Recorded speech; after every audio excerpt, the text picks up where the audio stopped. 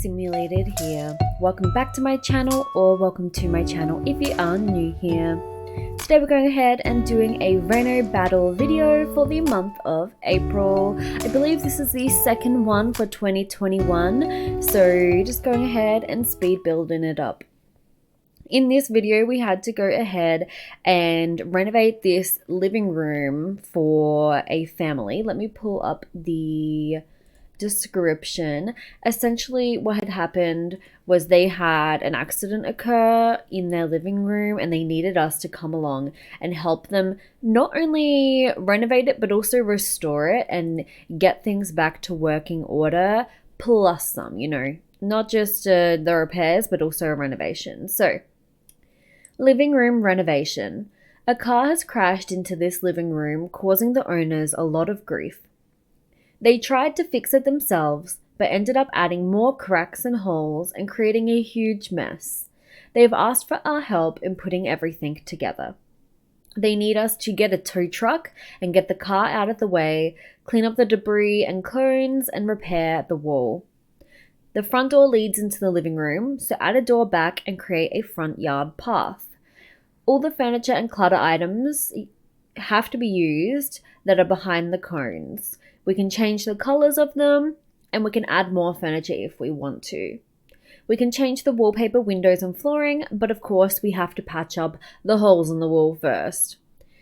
We cannot use Journey to Batu or Country Kitchen. I don't think I used Journey to Batu. If I did, it was probably just a decoration or something, but looking back, I don't believe I did.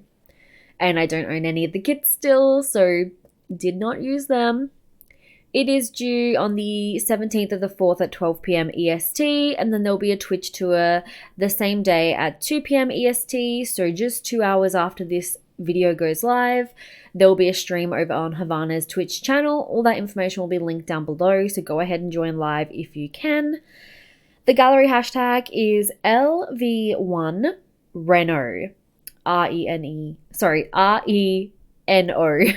I could not spell this and I'm really sorry. So yeah, that's the living room reno for the month of April. Basically just getting rid of the mess, repairing it, and then redecorating and making everything nice and lovely for this family who had a horrible event happen. I focused a lot on the front, on restoring the curb appeal, because after an accident like this, it really does impact the way that your house looks on the outside to everybody else. And I feel like it would be really, not embarrassing, I don't know if that's the right word, but it would just be, you'd feel really exposed, like, having this thing happen where everyone drives past and stares at your house and they're wondering what happened, who did that, speculating things, probably rumors flying around the neighborhood. And so to restore it back, not just to its original condition, but to upgrade it and really have it looking cute, I think is really important for this family. So that's what I mainly put my focus onto, was the exterior, because I feel like that was the part that was most severely impacted. And yeah, so we got rid of the car, we got rid of the debris and the cones, and we rebuilt the wall, reinstalled the roof, painted everything up, got a window up on the roof as well, and replaced the front door with a beautiful light bright white one. And then we added in a whole heap of beautiful white and pink flowers that I thought were gorgeous, and making sure we had a chimney because there is a fireplace inside. Renee, I know she'll be loving that one. And just putting some flowers, making things look really lively, like nature's taking back after this man-made disaster. And I wanted it to look kind of like a cutesy little cottage. I know that, like, theoretically this would be joined to the rest of a house, but right now it just looks like it's a little cottage painter kind of thing. So I thought that was really cool. When I was doing the front yard, I wanted to kind of make it so that the owners feel a little bit more safe now by having some more, like, not bloods, because it's not like it's a shop front. Like, this is probably a one-off, random thing. It wasn't like a personalized direct attack. It was probably just some stupid person making stupid decisions and happened to crash into this family's house. But I feel like if I was them, I would want there to be a couple more things in between the road and my couch from now on out, like, you know what I mean? So I installed that little archway there on the path so that hopefully if someone were to kind of crash front on up the driveway again, they would just be met by that. And then you got a bird bath and some rocks to the right hand side where the driver originally crashed from, it looked like. So hopefully that would stop them, slow them down, cause a little bit less damage, and hopefully ensure no one's injured inside a little bit better. And then you got a tree to the left that should be blocking out everything and anyone. So yeah, that was kind of my intent here, making it look cute, but also having that functional, safe aspect. So they just feel a little bit more shielded, a little bit more protected in the future, though I highly doubt this would happen ever again. Especially because we don't even have cars in The Sims. Okay, back onto this. So far, the only people who have said that they are participating is, I'm presuming, Havana. Hip Hip Renee has said yay, and I have. Nobody else has replied saying yes just yet, but I am filming this a little bit early. For once, I'm filming the voiceover after I did the build. Crazy, I know. And I'm filming this on April 13th, and it's not due until, I know I just wrote it, but it's due like this weekend, I'm pretty sure, the 17th or something like that. So I'm filming it quite a few days in advance. Usually I film it like Friday night on Saturday, ready to go up Sunday, like 2 a.m. for me in Australia. But for once, I'm actually doing it in advance and filming the voiceover after the fact, so I can actually talk about the build and my reasoning a little bit. Hey, how you going? This is weird. But yeah, if you are wanting to check out anyone else's builds, you're going to have to go ahead and look down in the description box. Everyone's, I believe, Twitter and YouTube will be linked. And then eventually there will be a playlist uploaded on Havana's channel where you can check out everybody's builds in like a playlist where they'll just play one after another. So if you're wondering who participated, that's the easiest way to find out, by clicking down below to see who is involved in the description box, and also looking on the playlist to check out all of their videos. After you've checked out everybody's videos, you need to pick which one is your favorite renovation and go ahead and vote for it using the link down below.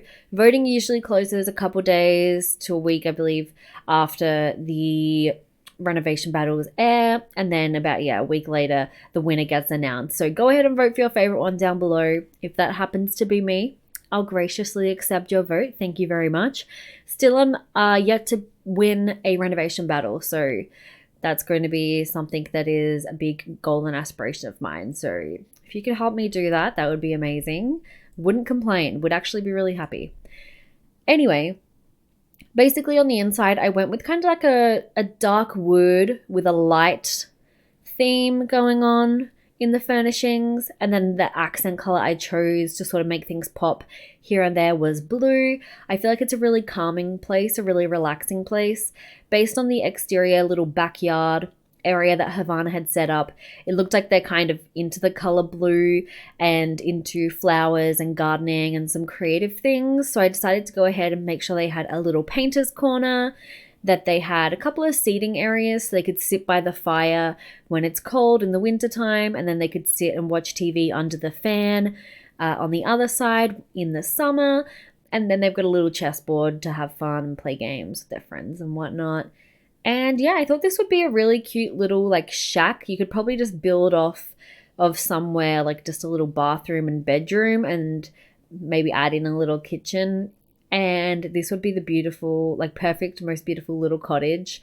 I really had a lot of fun stepping outside my comfort zones with the build buy kind of stuff. A lot of this more like fancy pantsy Victorian-esque style, like base game furnishing I haven't really touched since like 2014 when the game came out, because it's just not really my style. So I found it really challenging to keep these items in here and then continue to furnish on afterwards.